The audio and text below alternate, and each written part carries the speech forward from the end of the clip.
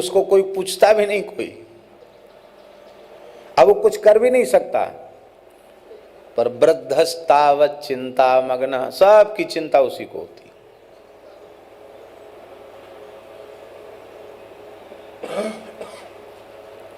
अब ये संभव नहीं।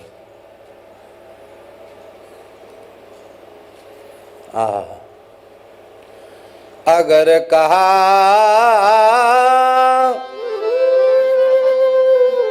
लगी थे गिरी दीजे फाटे आग लगनते झोपड़ा जो निकसे सोलाव। थेगरी जानते हैं? अब तो कपड़ा बहुत फैक्ट्रियों में बनने लग गया, पहले कपड़ा कम होता था, हाथ से बुनते थे लोग, उपलब्धता नहीं थी वस्त्रों की ज्यादा। तो गांव में हमने देखा कि कपड़ा फट जाते थे तो उन पर थेगरी चढ़ा दी जाती थी, एक दूसरे कपड़े का टुकड़ा सिलाई करके उसको थेगरी। अब तो फटे हुए कपड़े की कीमत ज्यादा है, हमने ऐसा सुना है कि फटा हुआ कपड़ा उसकी कीमत ज्यादा है। पहले गरीब भी फटा कपड़ा नहीं पहनता था, उस कपड़े के ऊपर दूसरे कपड़े का टुकड़ा उसी रंग का मिल जाए तो भी ठीक है, नहीं हम तो गांव में देखा किसी भी रंग का कपड़ा छिद्र को ढकने के लिए जोड़ देते, इसको थेगरी कहते। तो कपड़ा फट जाए, उसमें छेद हो जाए तो थेगरी चढ़ा करके उसको सिला जा सकता है, छिद्र बंद किया जा सकता। और बादल फटने लग जाए तो उसमें थेगरी चढ़ा सकते हो। हवा से बादल तितर बितर हो रहे, एक जगह थेगरी चढ़ाओगे दूसरी जगह फट जाएगा, दूसरी जगह चढ़ाओगे तीसरी चौथी जगह फट जाएगा।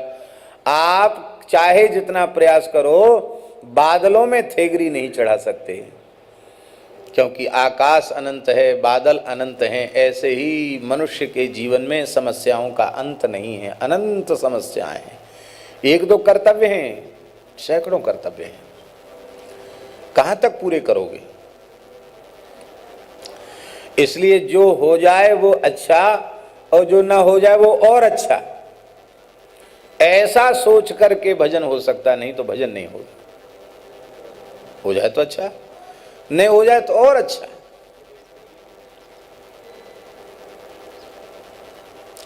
अरे हम मर गए तो क्या होगा, छोटे छोटे बच्चे हैं, कोई धंधे पानी का हिसाब ठीक बैठ नहीं पा रहा है, हाय हाय इनका क्या होगा, मनुष्य सोचता है। आज मर के देख लो, अभी मर के देख लो, कोई काम रुक जाए तो तुमने अपने आप की उपस्थिति को अत्यंत आवश्यक जरूरी मान रखा है, पर संसार को तुम्हारी कोई आवश्यकता नहीं। कोई काम रुक जाए बताओ। अभी कल एक घटना सुनाई,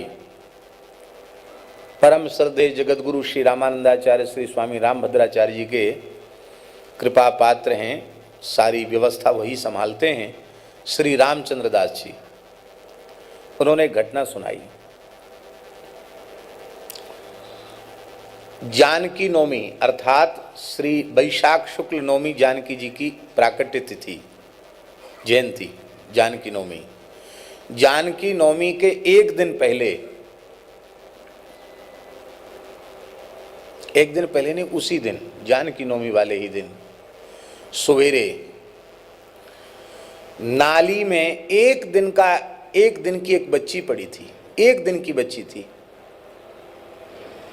किसी व्यभिचारी या दुष्ट जैसा भी हो, उस पुरुष ने बच्ची को जन्म देकर वहीं नाली में डाल दिया। कुत्ते भौंक रहे थे, एक व्यक्ति ने देख लिया, महाराज के आश्रम का कर्मचारी था, उसको कि कुत्ते क्यों भौंक रहे हैं।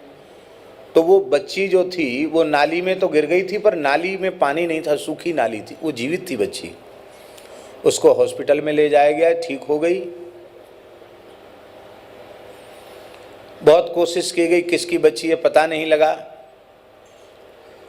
पूज्य श्री स्वामी रामभद्राचार्य जी महाराज ने उस कन्या का नाम रखा भूमिजा। क्या नाम रखा? भूमिजा नाम रखा और उस बच्चे से महाराज जी खेल रहे हैं, फोटो दिखा रहे थे वो श्री रामचंद्र दास जी। बोले महाराज बड़ा भारी उत्सव मनाया गया, जानकी नवमी को मिली थी, इसके अन्नप्राशन का इतना बड़ा उत्सव हुआ, 4-5 जिलों के कलेक्टर उपस्थित हुए, बड़ा जोर का उत्सव हुआ। अब देखो उसको जन्म देने वाले दुष्ट व्यक्ति ने तो तनिक भी दया नहीं की। उसको गर्भ में धारण करने वाली माता ने कैसी क्रूरता निर्दयता की, कैसा हृदय होगा उसका जिसने नाली में उस बच्चे को, नवजात बच्ची को पटक दिया। लेकिन राम जी तो सबके हैं कि नहीं है? वो बच्ची उसका कोई भाग्य संस्कार था, वो ऐसी जगह, अब एक विप्र परिवार में पोषित हो रही है वो कन्या। उनके कोई कन्या नहीं थी, उन्होंने कहा महाराज जी का प्रसाद, तो सारी कानूनी प्रक्रिया पूरी होने के बाद अब वो कन्या उस परिवार में पोषित हो रही है। बैसाख की घटना, कितने दिन हुए? बैसाख, जेठ, आषाढ़, सावन, भादो, कुआर, 6ठा महीना चल रहा है।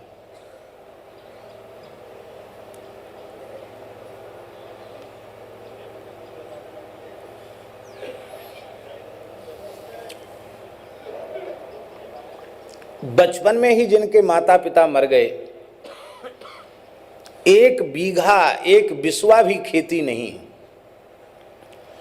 एक टूटी मड़ैया भी उनके रहने के लिए नहीं, ऐसे परिवार के बालकों को भी अरबपति खरबपति देखा गया कि नहीं देखा गया? कोई नहीं था संसार में उनके। स्थान का नाम हम नहीं लेंगे। एक बहुत अच्छे इनकम टैक्स के बड़े वकील थे, अब उनका शरीर नहीं है, बड़े भाग्यशाली, ऐसी गृहिणी, निरंतर भजन करने वाली, ऐसे आज्ञाकारी पुत्र, बच्चे बड़े डॉक्टर, इंजीनियर, बड़े अच्छे शिक्षित लोग, खूब श्री संपन्न।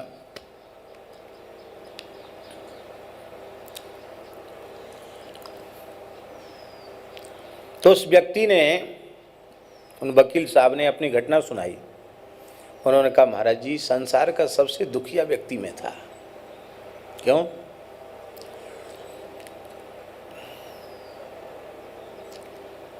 मेरी आयु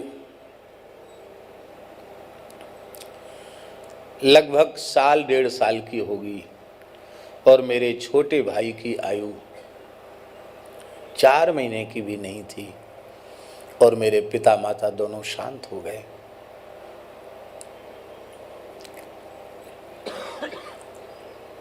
मेरे ताऊ जी ने अन्याय किया और हम लोग कैसे कैसे,